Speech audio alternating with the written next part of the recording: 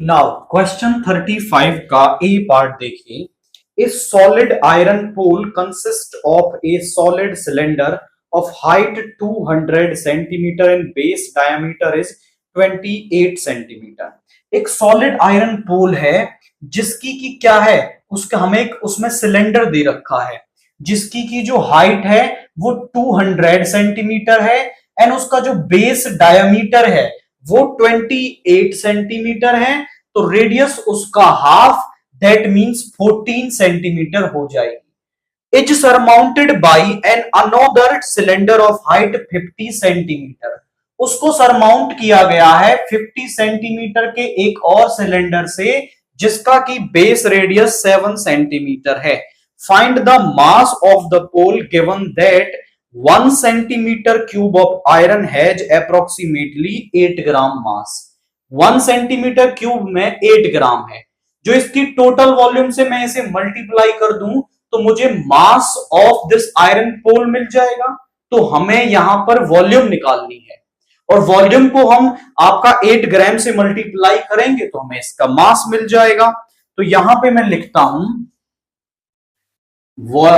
Radius, in fact diameter of bigger cylinder, वो है आपका 28 centimetre. So radius of bigger cylinder, जिसको आप नाम दे रहे हो कैपिटल आर से, वो है 14 centimetre. Height of bigger cylinder, आप इसे पूरा लिखेंगे, मैं डैश कर रहा हूं, आप पूरा लाइन लिखेंगे यहां पे।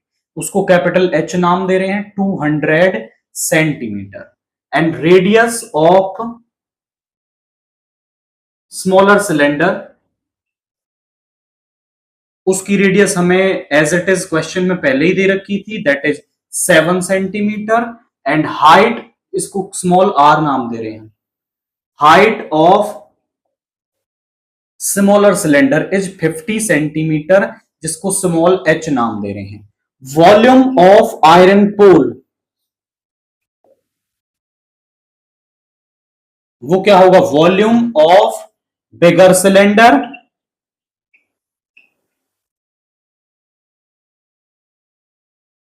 Plus volume of smaller cylinder.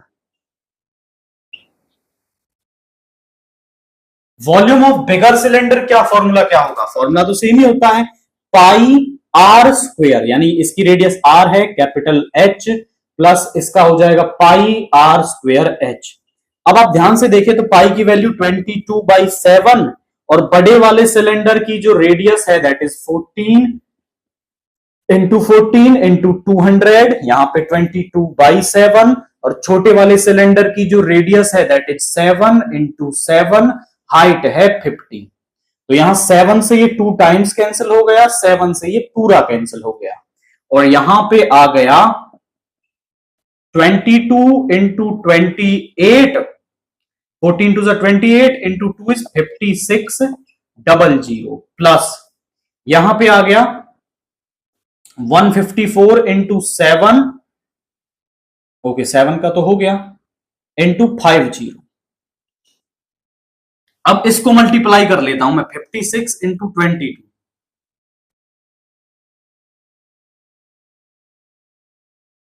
ये आ गया आपका 1232 और 00, प्लस इसको और कर लेंगे, जीरो पहले से लिख दो, 5 4 जा 20, 2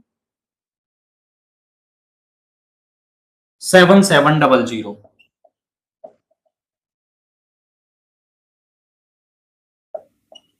ये आ गया 1,30,900 सेंटीमीटर क्यूब। तो ये हमारे पास क्या आ गई, यहां पे वॉल्यूम ऑफ आयरन पोल आ गई। अब यहां पे आप समझें तो हम कहेंगे 1 centimetre cube of iron pole consist, उसके अंदर क्या है, 8 ग्राम मास है।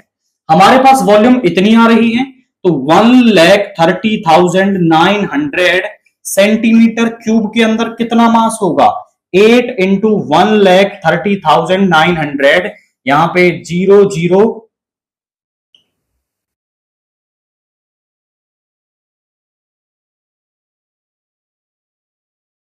तो ये आ गया आपका ग्राम।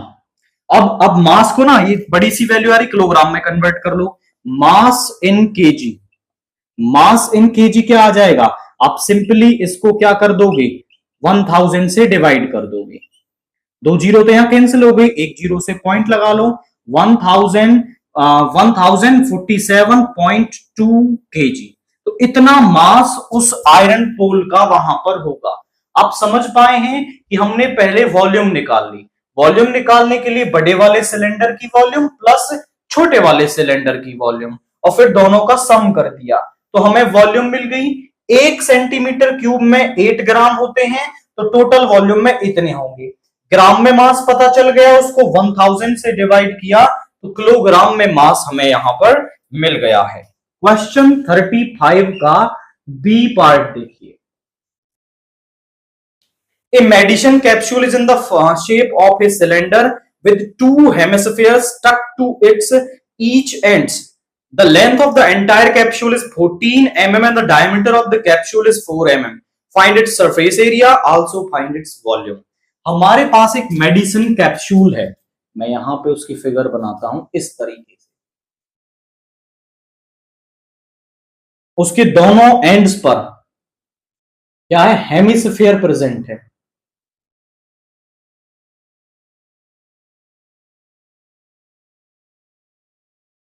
फोर्टीन mm, ये उसकी पूरी हाइट है। और ये जो कैप्सूल है, सॉरी जो हेमिस्फीयर वाला पार्ट है, इसका पार्ट 4 mm है। भाई यहां से ये पूरा डायमीटर इसका ये कितना हो गया, 2 mm, और यहां से ये भी कितना हो गया, 2 mm। यानी कि ये 2 mm निकाल दो, ये 2 mm निकाल दो। हाइट ऑफ सिलेंडर 2 ये यानी कि 4 हो गया, तो 10 mm हो गई। यहां पे आप लिख सकते हो हाइट ऑफ कैप्सूल। कैप्सूल की हाइट कितनी है, कैप्सूल की हाइट है 14 mm। मैं आपसे कहूं कि हाइट ऑफ सिलेंडर क्या हो जाएगी, हाइट ऑफ सिलेंडर हमारे पास आ जाएगी, दैट इज 14 माइनस 4, 10 mm। अब पहले वो कह रहा है कि आपको निकालना है इसका सरफेस एरिया, तो यहां पे हाइट ऑफ सिलेंडर को मैं नाम दे रहा हूं small h, and radius of cylinder, और radius of cylinder is equal to radius of hemisphere. देखो ना, दोनों की जो रेडियस है वो आपकी क्या होगी, सेम होगी, क्योंकि वो वाला पार्ट, सर्कुलर पार्ट तो दोनों का सेम है, तो वो हो गई 2 mm। दोनों की रेडियस क्या है, सेम है आपका। तो यहां पे हमें निकालना है सरफेस एरिया ऑफ कैप्सूल। वो कैसे मिलेगा, देखिए मैं निकाल दूं CSA ऑफ सिलेंडर, सिलेंडर का CSA प्लस CSA इन दोनों हेमिस्फीयर वाले पार्ट का।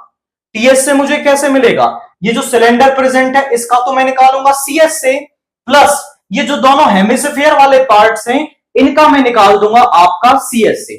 तो 2 इंटू CSA ऑफ हेमिस्फीयर। अब जरा फॉर्मूला पुट करते हैं। CSA ऑफ सिलेंडर होता है 2 पाई RH, ये होगा 2 इंटू, और इसका होता है आपका 2 पाई R स्क्वायर। 2 पाई आर दोनों में कॉमन दिख रहा है, बाहर ले लो इसे, और यहां पे कितना बच गया H, और यहां पे 2 पाई आर चला गया, तो यहां बच गया 2R। पाई की वैल्यू यूज कर लो आप 22/7, कोई स्पेसिफिक केस नहीं दे रखा, तो 22/7। R हमारे पास है 2 mm, H हमारे पास है 10, और 2R यानी कि 14। यहां पे आ गया, this is 88/7 into 14, 2 times cancel हो गया, 176 mm स्क्वायर। तो उसका जो सरफेस एरिया है वो 176 mm स्क्वायर आ रहा है। वो कह रहा है आल्सो फाइंड इट्स वॉल्यूम, और इसका वॉल्यूम भी हमें निकालना है, तो हम निकाल सकते हैं वॉल्यूम ऑफ कैप्सूल वो कैसे मिल जाएगी? Volume of capsule is equal to volume of cylinder plus 2 into volume of hemisphere. एक हेमिस्फीयर का वॉल्यूम निकालेंगे और उसको किससे मल्टीप्लाई कर देंगे? 2 से मल्टीप्लाई कर देंगे तो इन दोनों का वॉल्यूम आ गया, और फिर 2 जो टोटल कैप्सूल है उसका वॉल्यूम हमें मिल जाएगा। तो यहां पे वॉल्यूम ऑफ सिलेंडर का फॉर्मूला होता है pi R square H, 2 into hemisphere का होता है 2/3 pi R cube. Pi R square ले लेते हैं कॉमन, तो यहां पे बचा आपका h, और यहां पे बच गया पाई आर स्क्वेयर गया 4/3 आर। पाई की वैल्यू 22/7, आर है आर का स्क्वेयर यानी 2 का स्क्वेयर दैट इज 4 mm, और हाइट है मेरे पास यहां पे that is 10 plus 4/3 into R is 2। अब यहां पे आ गया 88/7 इंटू एलसीएम लेंगे दैट इज 3, 30 प्लस 8 इज 38, ये आ गया। अब यहां पे इन दोनों की मल्टीप्लाई कर लेते हैं 88 इंटू 38,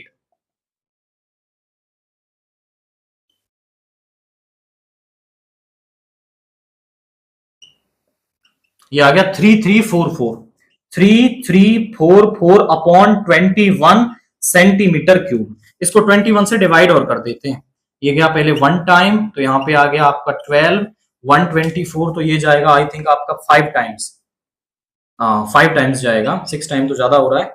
तो 5 1 5, 5 2 10, 14 माइनस 5 इज 9, एंड यहाँ पे बच गया 119 आ गया। यहाँ पे फिर से 4 आ गया तो ये जाएगा आई थिंक आपका 9 टाइम्स, 9, 14 माइनस 9 इज 5, और यहाँ पे बचा 8, ये कैंसिल हो गया। पॉइंट यहाँ पे उतारेंगे, इसको जीरो लेके आएंगे नीचे, तो ये 21 से 2 टाइम्स 42 बच गया 8, तो 159.2, यहाँ पे आ रहा है 159.2 mm3। तो ये हमारे पास क्या आ रही है यहाँ पे?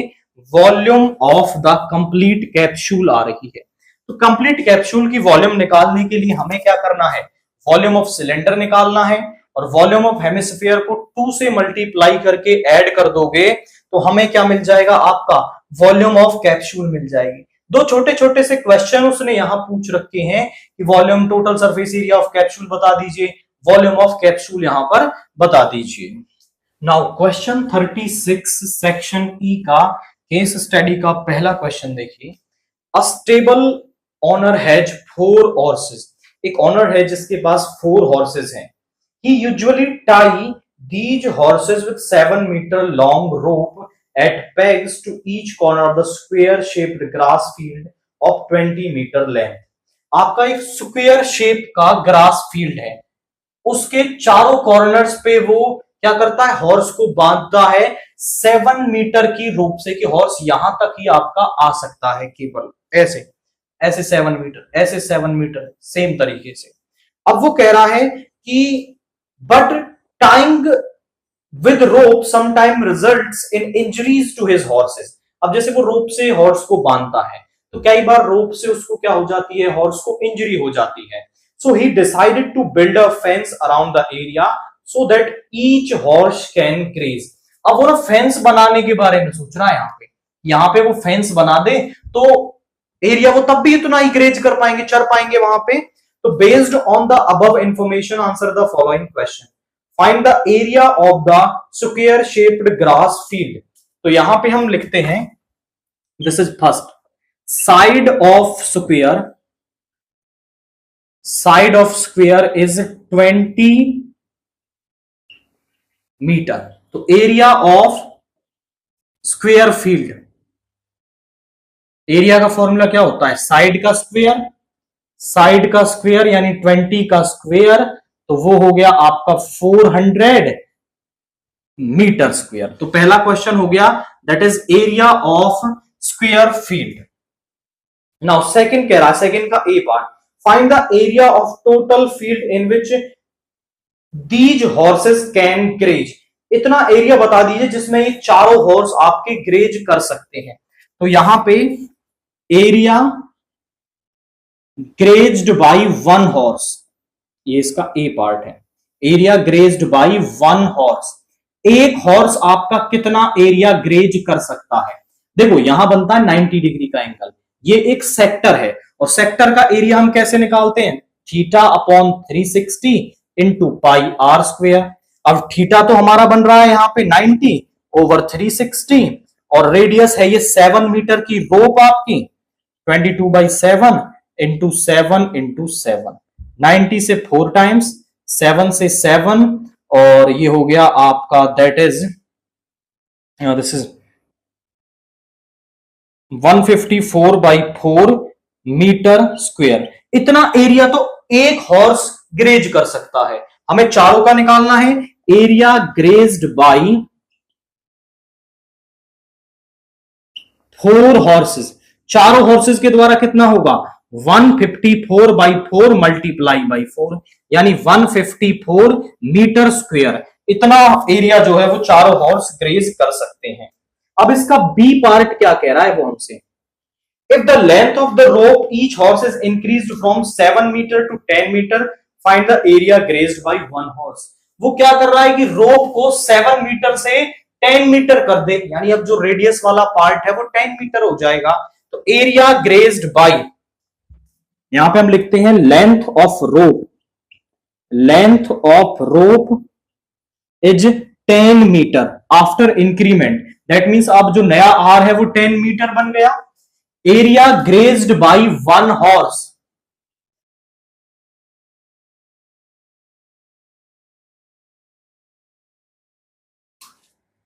वो आ जाएगा 90 अपॉन 360 इनटू पाई के लिए उसने स्पेसिफिकली बोला है कि आप पाई को यहां पे 3.14 यूज करना बाई 100 इनटू में आर का square that is 10 into 10।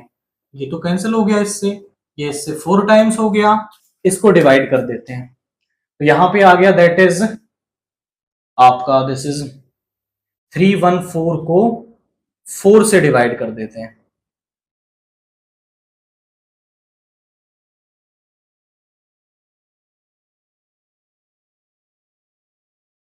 78.5 metre square.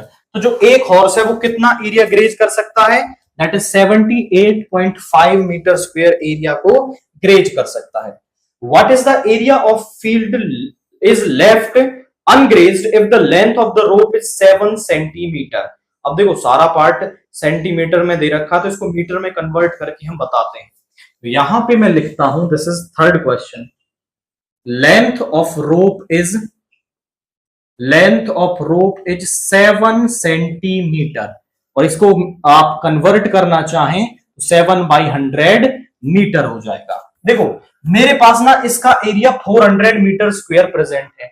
अब नई रोप के अकॉर्डिंग मैं उतना एरिया निकाल लूं जितना चारों हॉर्स ग्रेज कर सकते हैं और पूरे में से वो एरिया सब्ट्रैक्ट कर दूंगा जो ग्रेज किया जा सकता है, तो अनग्रेज्ड पार्ट बच जाएगा। तो यहां पे हम लिख सकते हैं एरिया ग्रेज्ड बाई 4 हॉर्सेस। तो मैं पहले ही 4 से मल्टीप्लाई कर देता हूं into 90/360 into pi is 22/7 R square यानी कि 7/100 इंटू 7/100। यहां पे 4 टाइम्स 4 से 4 7 से 7 तो ये आ गया बाई, अब यहां पे 4 जीरोस हैं तो 0.0154 मीटर स्क्वायर। ये तो आ गया ग्रेज्ड पार्ट। तो आप यहां पे लिखेंगे एरिया अनग्रेज्ड बाई हॉर्सेस, मतलब जो एरिया आपका ग्रेज नहीं किया गया है। तो टोटल एरिया है 400 मीटर स्क्वायर, तो 400 मीटर में से जो आपका ग्रेज किया जा चुका है वो सब्ट्रैक्ट कर देते हैं। जरा चेक करें क्या आएगा। मैं यहां पे सब्ट्रैक्ट करता हूं 0.1 यहां से आप कैरी ले लेंगे तो आपका आ जाएगा this is 10 - 4 is 6 9 - 4 is 5 is 4 9 - 1 is 8 9 - 0 is 9 and यहां पे भी 9 यहां पे भी 9 यहां रह गया 3। सो this is the required area जो आपका अनग्रेज्ड यहां पे बचेगा। ये एक क्वाइट सिंपल क्वेश्चन था, बस उसने क्या किया है हर बार वो रोप की जो लेंथ ऑफ रोप है उसको कभी बढ़ा रहा है, कभी घटा रहा है, कभी सेंटीमीटर में ले रहा है, तो उससे हमें कोई फर्क नहीं पड़ता, हमें एरिया निकालना आता है और फिर हम चाहे वो उसको किसी भी तरीके से ले, हम सारी वैल्यूज ही यहां पर बता सकते हैं। क्वेश्चन 37 देखिए, केस स्टडी का दूसरा क्वेश्चन यहां पे। क्वेश्चन क्या कह रहा है हमसे, vocational training complements traditional education by providing practical skills and hands on experience while education equips individuals with broad knowledge base. Vocational training focuses on job specific skills, enhancing employability, thus making the students self reliant. Keeping this in view, a teacher made the following table giving the frequency distribution of the students adults undergoing vocational training from the training institute. क्या है vocational training institute है?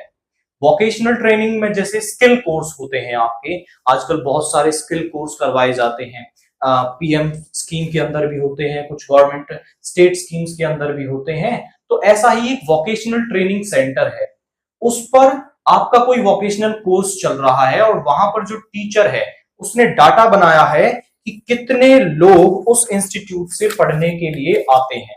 जैसे यहां पे वो कह रहा है एज कि भाई 15 टू 19 इयर्स के कितने लोग आ रहे हैं 62, 20 टू 24 के आ रहे हैं 132, इस तरीके से डाटा दे रखा है। अब यहां पर वो इस पर क्वेश्चन पूछ रहा है, बट इस डाटा में ना एक कमी है। कमी क्या है, जनरली जब हमें डाटा दिया जाता है 15 टू 19 और उसके बाद है 20 टू 24, यहां इसकी अपर लिमिट और इसकी लोअर लिमिट में डिफरेंस है। यहां 19 है तो यहां 19 होता तो कोई दिक्कत नहीं थी, अब इनमें ना डिफरेंस आ रहा है।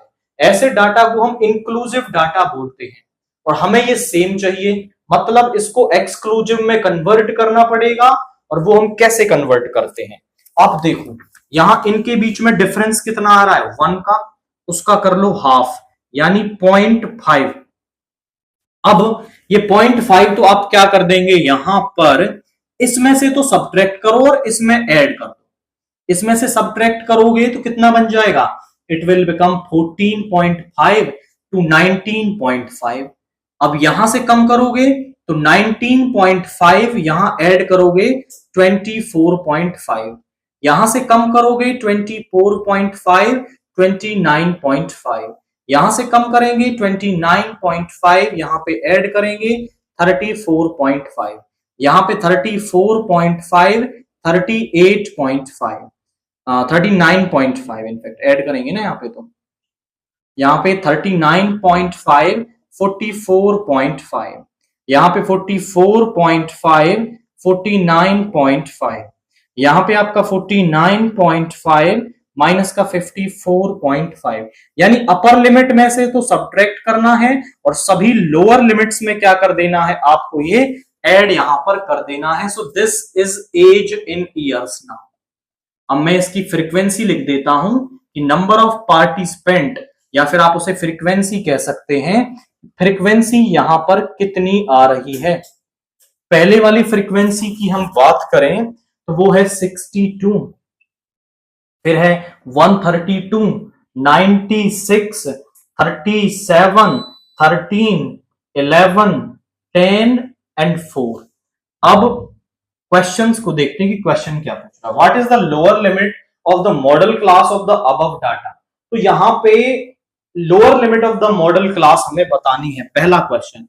तो मॉडल क्लास कौन सी क्लास होती है, मॉडल क्लास वो होगी जहां पर आपका फ्रीक्वेंसी सबसे ज्यादा है। फ्रीक्वेंसी सबसे ज्यादा कहां पर है, फ्रीक्वेंसी सबसे ज्यादा है यहां पर, इस वाले पार्ट में क्या है, फ्रीक्वेंसी सबसे ज्यादा है। तो यहां पे मॉडल क्लास हो गई ये वाली क्लास, यानी 19.5 टू 24.5, और इसकी लोअर लिमिट क्या हो जाएगी 19.5, ये हमारे पास इसकी लोअर लिमिट आ गई। इसका सेकंड पार्ट देखिए, सेकंड पार्ट कह रहा है कि what find the median class of the above data. तो इसकी मीडियन क्लास निकालने के लिए ना पहले हम इसकी cumulative frequency that is CF को निकाल देंगे।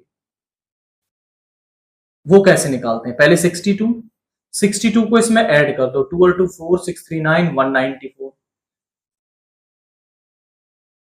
290 हो गया। एंड इसके बाद फिर यहां पे इसको ऐड करिए,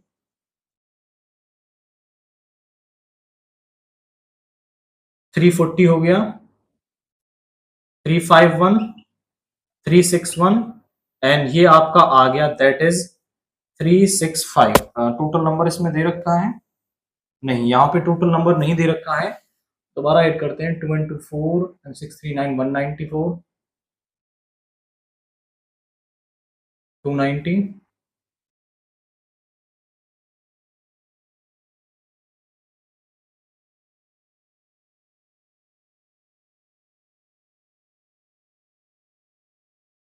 365। मेरे पास ये 365 यहाँ पे आ गया है। अब यहाँ पे आप देखिए 365, 365 मेरे पास क्या आ रहा है, n आ रहा है, n इज 365। मुझे निकालना n/2, यानी इसको डिवाइड कर लीजिए, तो यहां पे आ जाएगा 2 1 2, 182.5। 182.5 कहां होगा आपका, यहीं पे होगा इस वाले पार्ट में। तो मीडियन क्लास भी क्या आ गई, ये वाली मीडियन क्लास आ गई। मीडियन क्लास इज 19.5 टू 24.5, मेरे पास क्या आ गई, मीडियन क्लास आ गई। अब उसका जो बी पार्ट है वो क्या कह रहा है, find the number of participant of age less than 50 years who undergo vocational training. जो 50 ईयर्स से कम के हैं वो कितने अंडर ट्रेनिंग गए हैं, pupils undergo training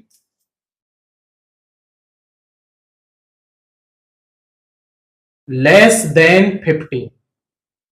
50 से कम वाले कितने हैं जरा चेक कर लीजिए, यहां तक 49 तक वाले हैं, यहां 50 से कम वाले, यानी इन सभी को क्या कर लो आप, ऐड कर लो, तो वो है आपके 62 plus 132 plus 96 plus 37 plus 13 plus 11 plus का 10, और यहां तक देखो तो यहां तक ऐड करने पे क्या आ रहा है, 361 आ रहा है, यानी कि 361 लोग ऐसे हैं जो 50 ईयर से कम के हैं और उन्होंने वोकेशनल ट्रेनिंग यहां पर की है। थर्ड वाला जो पार्ट है, give the empirical relationship between mean median and mode. ये तो फॉर्मूला होता है सिंपल, इंपेरिकल रिलेशन क्या होता है, empirical relation between mean and mode and median, तो वो होता है 3 median mode plus twice of mean. ये फॉर्मूला आप याद रखेंगे, कई बार ऐसा होता है इंपेरिकल रिलेशन के अंदर वो आपको मीडियन और मोड दे देगा तो मीन पूछ लेगा, तो इनमें से कोई भी दो वैल्यू देकर के वो एक तीसरी वैल्यू पूछ सकता है और वो आप इस फॉर्मूले में रख करके कैलकुलेट कर सकते हैं। क्वेश्चन 38 केस स्टडी का थर्ड क्वेश्चन देखिए, teaching mathematics through activities is a powerful approach that enhances students understanding and engagement. Keeping this in mind, Miss Mukta planned a prime number game for class 5 students. कि mathematics को activities के through पढ़ाने से क्या होता है, एक powerful approach generate होती है जो स्टूडेंट्स की अंडरस्टैंडिंग को इंक्रीज करती है। Keeping this in mind, miss Mukta नाम की कोई टीचर है, planned a prime number game for class 5 students. Class 5th के जो स्टूडेंट्स हैं उनके लिए प्राइम नंबर का एक गेम सोचा है। She announces the number 2 in her class and asks the first student to multiply it by a prime and then pass it to the second student. मतलब क्या कर रही है, उसने पहले 2 अनाउंस कर दिया कि पहला प्राइम नंबर 2 है, और पहले स्टूडेंट से कहा कि आप इसे किसी प्राइम नंबर से मल्टीप्लाई कर दो, किसी से भी जो स्टूडेंट के मन में आ जाए। उसने मान लो उसे आपका 3 से कर दिया तो वो हो गया 6, और उसे नेक्स्ट टू स्टूडेंट को दे दिया गया और उससे भी कहा गया कि आप इसे भी किसी प्राइम नंबर से मल्टीप्लाई कर लो और जो रिजल्ट आया है वो नेक्स्ट स्टूडेंट को दे दो। और वो क्या कह रहा है, फिर वो आगे किसी और स्टूडेंट को दे दे, प्राइम प्राइम से मल्टीप्लाई करते जो बच्चों के माइंड में आ रहा है, लास्ट में जो नंबर बनता है वो क्या बन रहा है, last product of primes is, वो बन के आया है 173,250। ये उनका क्या आ रहा है, यहाँ पे प्रोडक्ट आ रहा है जो बच्चों ने मल्टीप्लाई करके किए हैं। क्या मैं वो प्राइम नंबर्स बता सकता हूं जो बच्चों ने वहां पे यूज किए हैं? डेफिनेटली। अगर हम इसका प्राइम फैक्टराइजेशन कर लें तो मुझे वो सारे नंबर्स पता चल जाएंगे जिनके साथ बच्चों ने क्या की है, मल्टीप्लाई की है। तो इसका प्राइम फैक्टराइजेशन कर लेते हैं। 17325 अब 2 से शुरुआत हुई थी तो डेफिनेटली 2 तो यहां प्रेजेंट है। 2 8 जा 16 1 ये आ गया। इसके बाद देखते हैं 3 से हो जाएगा। 27 आ रहा है, सम 3 से हो जाएगा। तो 3 से आपका ये आ गया, ये हो गया। फिर से देखते हैं 3 से हो जाएगा, हो जाएगा 3 से फिर से।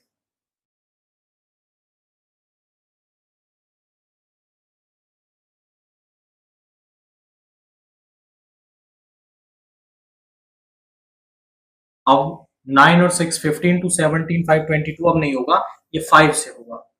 5 से कर लोगे, फिर से 5 से करते हैं।